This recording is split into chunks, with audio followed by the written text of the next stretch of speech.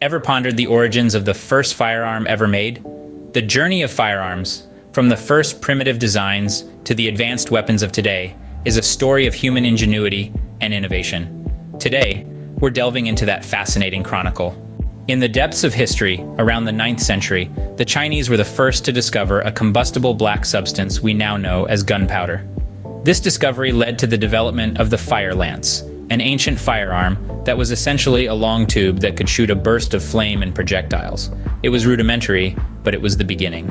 As we move into the 13th century, the hand cannon emerged. This was the first true personal firearm. A small cannon that could be held in the hand, it was ignited by a slow match connected to a touch hole. It was a heavy, cumbersome weapon, but it marked a significant advancement in the development of firearms. Fast forward to the 15th century, and we encounter the matchlock.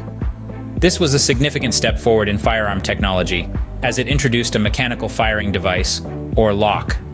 The matchlock held a slow-burning match in a clamp at the end of a small curved lever, known as the serpentine. When the trigger was pulled, the match was brought into contact with the flash pan, igniting the powder. The evolution didn't stop there. In the 17th century, the flintlock made its debut. This firearm used a piece of flint held in the jaws of the cock. When the trigger was pulled, the flint struck a steel frizzen, creating sparks that ignited the gunpowder. Flintlocks were lighter, more efficient, and safer than their predecessors. Now, considering the rounds these firearms could hold, it's important to note that they were single-shot weapons. This means they could only fire one round before needing to be reloaded, a time-consuming process. As for the size, these early firearms were quite large and heavy compared to modern standards. The hand cannon, for example, could measure up to 2 feet long and weigh as much as 16 pounds.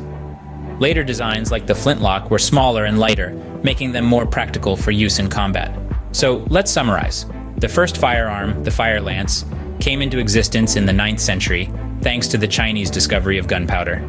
This led to the development of the hand cannon in the 13th century, the matchlock in the 15th century, and the flintlock in the 17th century. These early firearms were single-shot weapons, and they were significantly larger and heavier than the firearms we're familiar with today. What a journey it's been, from the fire lance to the sophisticated firearms of the present day. It's a testament to human innovation and the ceaseless march of progress. One can only wonder what the future of firearms holds.